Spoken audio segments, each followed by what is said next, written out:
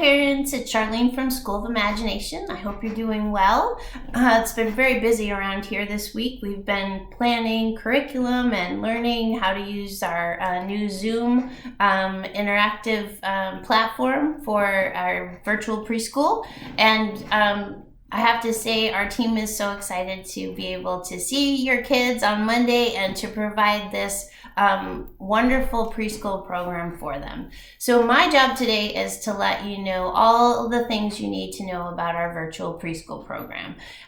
It's going to be about a 20-minute video if I don't talk too slowly. And so I just wanted you to know that ahead of time. I apologize for the delay in getting our virtual preschool off the ground. We were hoping for Thursday, but we have to say the wonderful folks from Comcast came out this morning at 8 a.m. and are working on our broadband to increase our broadband so that we can do so much more for communicating with your children and do it in a high quality way so no one is frustrated. So it's going to be worth the wait, but again, I apologize for the delay. So with this video, you're going to see a document that accompanies it, and that has a lot of, open that up, and it has a lot of links that will give you more information about the specifics, because there's so much information I could tell you, but that will give you toy lists, and we're talking about tables and chairs and things. So I just wanted you to see a visual representation, and then we'll dig into the first part, which is getting you prepared. So I would say that the most important thing to know about our virtual preschool is that we want it to be called school. We want the children to understand that it is not a TV show, that it is to be taken seriously, and that you take it seriously, so they should. And with that as the baseline, everything around it is focused on their schedule and the routines within the schedule. So please stick to the schedule that we're going to email you, and stick to the schedule that is being presented by your educator on the screen. So when it's time for snack, let's sit them down for snack, and we'll talk more about that. When it's time for circle, it's time for circle. They come and join their friends. The only way that this will work is if we stick to the routine and we follow the schedule. There's been a lot of changes in their lives right now, and so they will be a little bit off. They may be behaving differently than you've seen them. It's due to the anxiety and stress that they feel from the adults in their lives, and they pick up on quite a bit, especially emotions. So just remember to try to stay calm with them, as well as create as many routines in their lives and consistency. And we're going to help you with that. So the routine of the school day is going to be brought back into their lives, but it'll be hard at first. So please stick to the routine, make them follow through with what you're asking. So here we go. The first thing is preparing a learning space. So what I'm suggesting is a quiet space where there's a few distractions. The things you're going to need is maybe a 3 foot to 4 foot space where they can move and dance, get up and wiggle, and then another space where close by but not too close, where they have a small table and chair set up. With regards to what the table and chair look like, I gave you in the document, there's a link. You can take a look at what an ideal table and chair looks like, but please don't go buy anything. You can use a beanbag, you can use cushions. The most important thing is that their back is supported and their feet are solidly on the ground, or else it'll be harder for them to pay attention. So a table and a chair in one area, and then an open area for them to move. The other part is the technology piece, which we'll go into more detail on, but today just know that we need a computer or device set up where their face is visible for us. That's the most important thing, is that we see their face, because we want to see their facial expressions. We want to make sure they're paying attention, and when they're drifting off, we can give them a call through Zoom, and get them back on track. So please set it up in that way. And then the other part is for the Zoom piece, you can go ahead this weekend in your preparations and either download it or when your calendar comes in the email tomorrow, there's a link, so you can hit the link, and for your first meeting, as soon as you join, it starts downloading. So Zoom is what we're using, and there's links within the letter that I've sent you to give you more information about Zoom.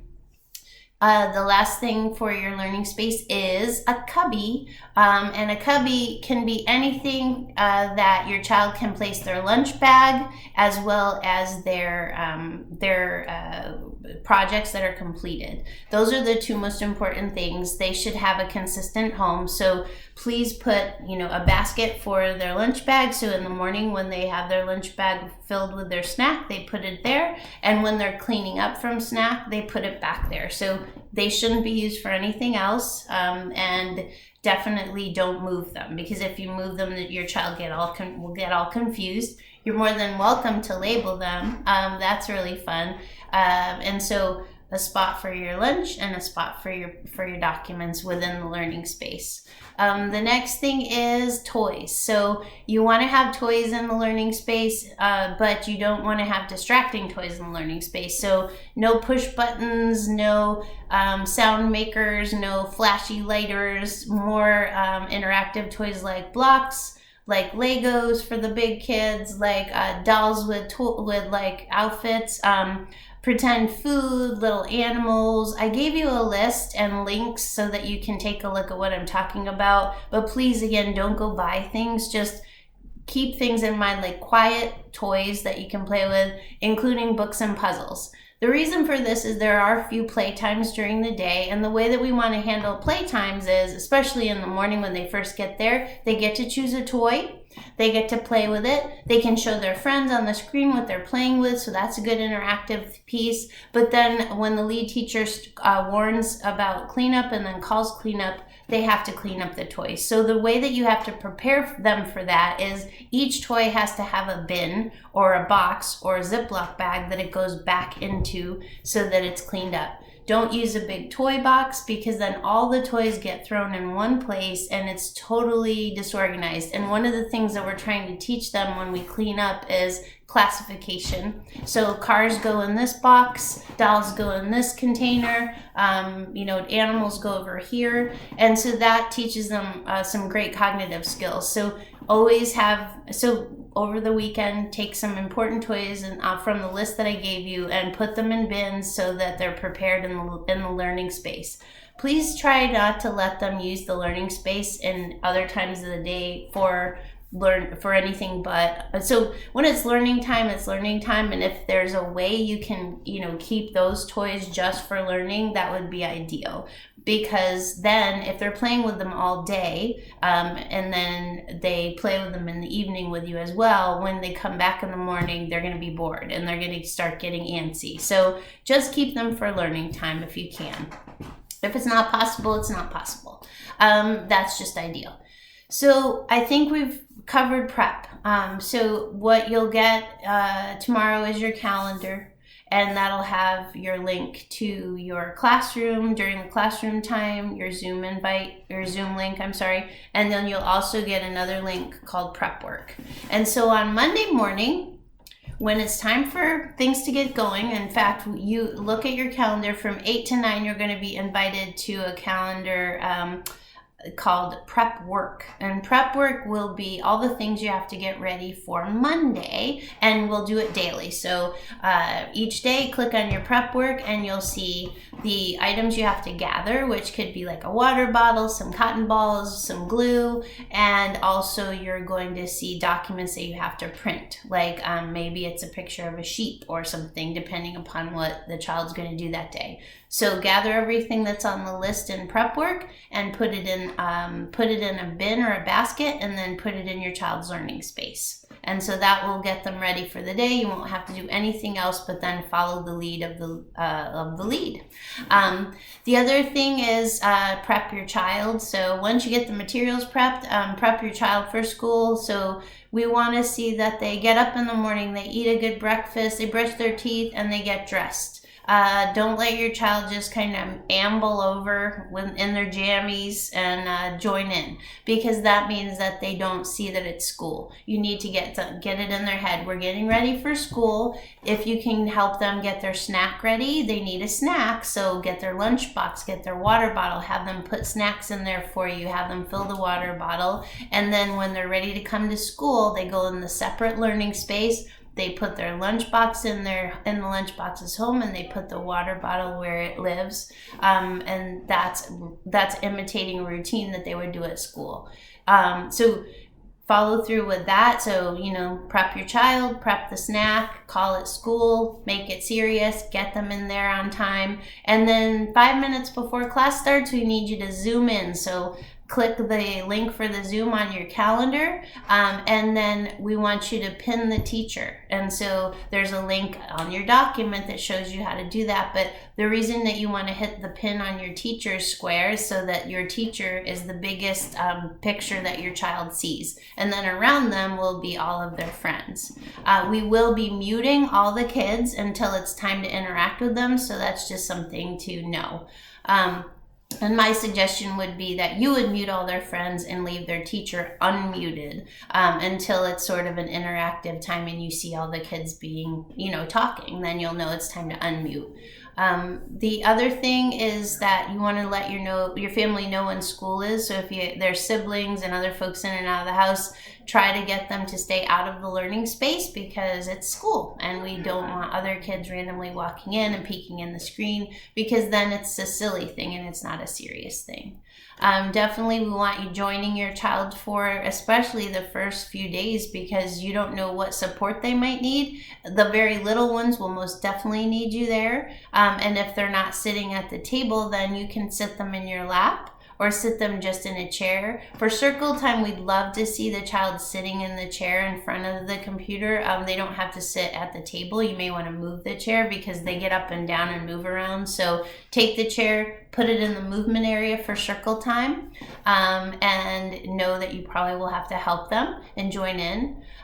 So this first day, the first few days might be a little frustrating because your child is completely out of their school routine. So give it some days. I would say, give it maybe the first week where you have to probably give them a lot of prompts to complete what you're asking them, but you'll fade it back as they get back into the routine. And we'll be helping you and prompting you and telling you what to, do to help them along. So that is what you'll do, and then circle time will be something that starts after the kiddos clean up and put their toys back in their spots, and then the day will roll from there, and we'll keep the kiddos busy and keep you busy. Tips and facts. So if you have a challenge during the day with the Zoom tech, we want you to either wave your hand, that's a button that you'll see on Zoom, or write us into a chat. But remember, any questions you ask in the chat will be seen by everybody. So if you have more of a personal question, you can email at happy@schoolofimagination.org. Again, this will all be on the document. So if you're having a technical issue, you wave your hand or chat, or just a general question. And then if it's a personal question, you email happy@schoolofimagination.org. The teacher will respond to you that day. With regards to the chat for back and forth, we have a Q&A time set aside for your class, twice a day if you're a full day parent, and once a day if you're a half day parent. And that'll be a chance for teachers to answer the chats or just answer any questions you have. It'll be more of a parent time while your child plays. Two other things I wanted to touch base on was table time for art, fine motor, handwriting. When your child's sitting at the table and doing table work, you want to support them, but don't do the activity for them, because we want them as independent as possible. You're just helping them along. You may be guiding the scissors. You may be, helping them color something, but you don't want to try not to do very much. Do as little as possible. But if they do need help, then you want to prompt them as little as possible. And when you are prompting, I always tell my assistant teachers, act like a ninja. So you sneak in, you kind of do what you need to do to help them, and then you kind of move them on their way, because you want them focused on the teacher the whole time. So assistants are ninjas, and you are an assistant teacher at this point. Congratulations, I have certified you. So you have to watch the other video too, though, the strategy one, and then you'll really be an assistant teacher. So just ninja in, help them out, and step back, and then ninja in, help them out. If they totally start acting up, it's because they're frustrated because it's too hard for some reason, so they're trying to avoid it. So then what you want to do is you do a little bit of it, and then just have them do a little and tell them, oh, just do 2 more things and then we'll be done. 2 more things, show them the visual schedule, oh, and then we'll be done.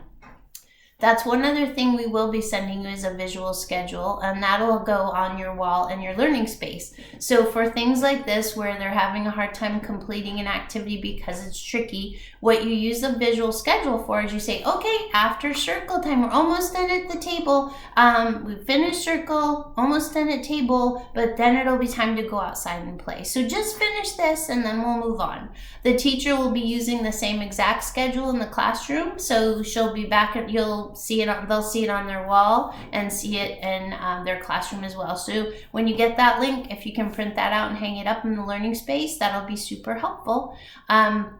And then snack time is the last thing I wanted to talk about. And basically with snack, we want to remember that there is a snack time, so don't feed your child at other times during class, because that wouldn't happen at preschool. If they start getting hungry, say, okay, it's almost snack time. Go to your visual schedule. See, one more thing.